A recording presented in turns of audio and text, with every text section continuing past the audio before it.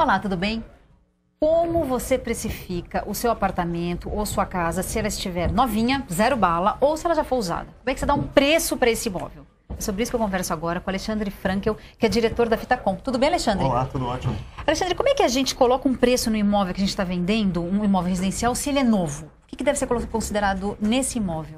Então, o imóvel, ele funciona muito como a região. Então, existe um preço médio da região em que ele se encontra, ou seja, um bairro. Então, quando a gente fala um bairro como Higienópolis, o preço varia entre 8 e 15 mil. Então, o imóvel ele vai estar nesse range de preço e depois a gente começa a entrar nas características do próprio imóvel. Então, daí a gente entra em idade, a gente entra no número de vagas, as características, se ele tem ar-condicionado ou não tem ar-condicionado. Mas o mercado do trabalho ele não é uma commodity que tem um preço fixo, mas sim a região em que ele se encontra. Então, a gente costuma falar que o preço médio de determinada região é o mandatário sobre o valor do imóvel. E aí você pode acrescentar nesse valor coisas, itens que ele tenha, ou ir tirando, por exemplo, uma vaga de carro só.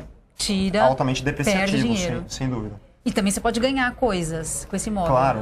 Todo reformado ganha. Ganha, mas em geral é pouco. O imóvel, o que é mandatário é a localização. Então, se ele está numa avenida, se ele está numa rua muito especial, ele tende a ser valorizado. Então, a gente vê algumas discrepâncias na curva, mas geralmente ele funciona por bairro, por região e de localização. Isso vale tanto para o imóvel novinho, Alexandre, quanto para um usado? Sim, hoje ele destoa muito o preço do novo para o usado. Geralmente o imóvel novo, com as mesmas características, ele tende a ser 30% mais caro do que um usado.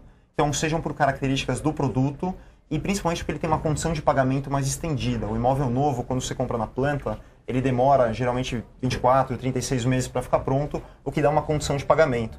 Então, ele é mais caro do que o imóvel usado. Agora, Alexandre, um feeling que eu tenho, não sei se não é nada técnico, não é nada uma pesquisa, mas o feeling que eu tenho é que, às vezes, precificar um imóvel é muito mais uma coisa de um chute, praticamente. Você pode falar 100 quando você pode falar 150, 280. Claro. Que tem quem acredite. Não tem uma coisa muito fechada que explique, olha, 280, pois aqui tem um negócio.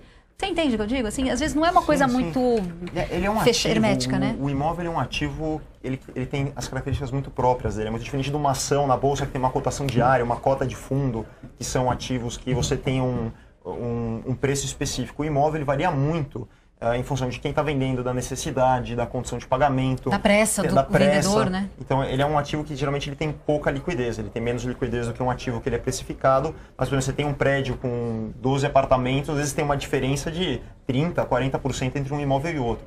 Tá? Claro, tem um pouco das características, um reformou, o outro não reformou, mas varia muito em função do proprietário, da pedida, e tem a figura do corretor de imóveis, né? Esse é um lendário, quer dizer, que custa 6% da venda. Custa 100%, ele tem o malho, ele consegue vender mais caro, mais barato, mas esse é o mercado imobiliário, ele não tem cotação e assim funciona. Alexandre, então, resumo da ópera, o sujeito que está vendendo um imóvel residencial, o que valoriza o imóvel dele? Olha, o que valoriza são os atributos que você consegue acrescentar, isso falando como proprietário. Então, ele pode melhorar muito o seu imóvel através de acessórios que ele coloque, mas ele está naquela localização, isso não há como modificar. Então, se ele está numa rua boa, ele sempre vai ser procurado, desejado, ainda mais porque ele é um bem escasso, porque os terrenos não se renovam, não é um bem renovável. Então, ele sempre tende a ser algo exclusivo que não vai ser renovado. E você consegue fazer melhorias, sempre está reformando, conservando, mas o que vai mandar no preço dele realmente é a localização e do entorno onde ele se encontra. Alexandre, muito obrigada por ter vindo ao Economia. Até uma próxima conversa. É um prazer, até a próxima. E obrigada a você também que acompanhou mais essa entrevista. Você já sabe, se você está vendendo imóvel residencial, tem uma série de itens que podem valorizar a sua casa ou o seu apartamento. O principal deles é a localização. Até a próxima.